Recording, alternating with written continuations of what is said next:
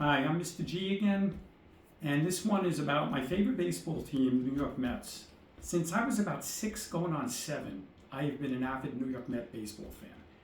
Growing up in New York, I love the Giants in football, the Knicks in basketball, the Rangers in hockey, but the Mets in baseball, that's my first love. They're my all-time favorite team. I've rooted very hard for them for about 60 years now, going on 60 years. They were not too good when I first started following them. In fact, from 1962 until 1968, they had a losing record every year. 5 of those 7 years, they were in 10th place, last place. The other 2 finishes were 9th place, and they were well under 500. But in 1968, they did show an improvement, winning 73 games and losing 89, under the tutelage of phenomenal manager Gil Hodges, who took the helm for the 68 season and managed the Mets for 4 full seasons from 1968 through 1971. Unfortunately, Gil passed in April of 1972 of a heart attack. He won the World Series as the Met manager in 1969, which I'm going to go into detail in a couple minutes. The Mets' first manager was Hall of Fame manager Casey Stengel. He's a Hall of Fame manager because of what he did with the New York Yankees from 1949 to 1960. Not really what he did with the New York Mets, although he was a funny guy and the Mets were popular, partly a large extent because of Casey Stengel. He was their first manager from 1962 until the middle of 1965.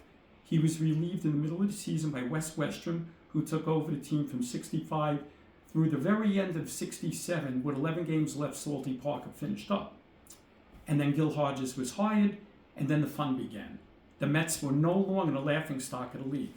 They had young, very good pitching, timely hitting, and very good defense, and a great manager.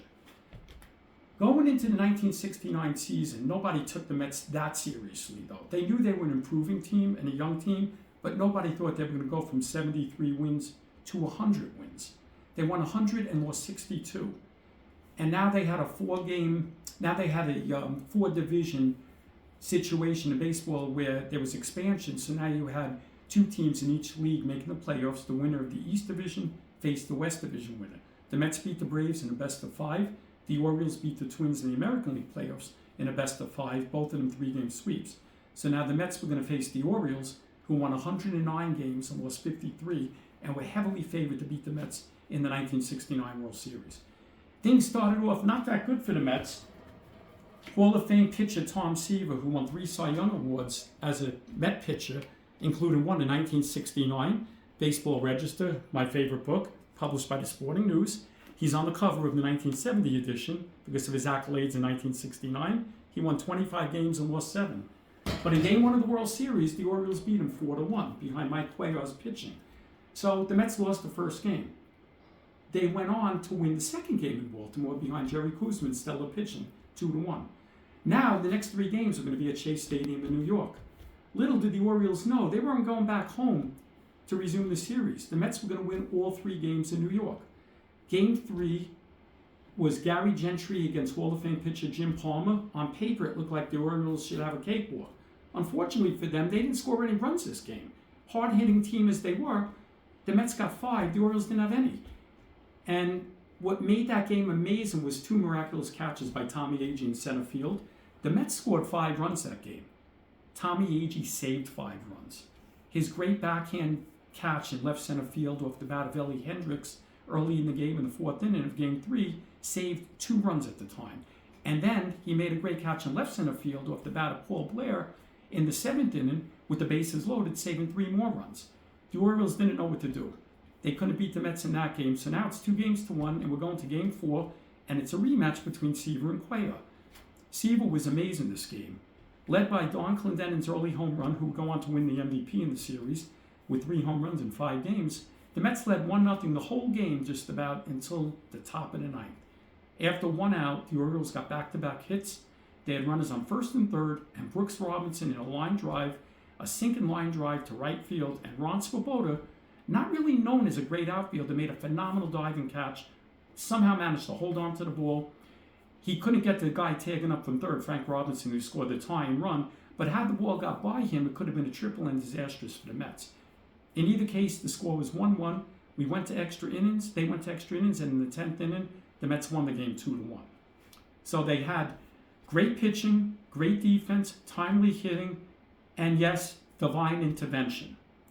By divine intervention, I'm talking about 2 phenomenal catches by AG in Game 3 and the great game-saving catch by Swoboda in Game 4. Game 5, the Mets won 5-3. Jerry Kuzma won the second game of the series, and the Mets were world champs. There were 2 miracles in 1969. July of 1969, we put a man on the moon. Neil Armstrong actually walked on the moon, and Buzz Aldrin was actually there for the trip as well. But 3 months later, the Mets, the amazing Mets, won the World Series. Still hard to believe, and I pinch myself every time I watch the highlight video of that year because I still can't believe that they won that series. And it was amazing because the Orioles were such a solid team with virtually no weaknesses. And they were led by a Hall of Fame manager, Earl Weaver. And it was a surprise to me that the Mets won the series. But there was divine intervention, and I got to tell you, there was a movie called Oh God in 1977 that Carl Reiner produced and directed. George Burns was the main star. He played the deity. And I'll never forget one line in that movie. He was asked, when was the last miracle that you performed? And he said, the last miracle I performed was in 1969 with the Mets. I couldn't believe he said that, and it always hits me home when I hear that. I just thought it was a phenomenal line and a phenomenal story about the 69 Mets. They'll be known as the amazing Mets forever, probably. They were a fun team, a great team for that year anyway, an exciting team. And Mr. G signing off, saying thank you. Take care.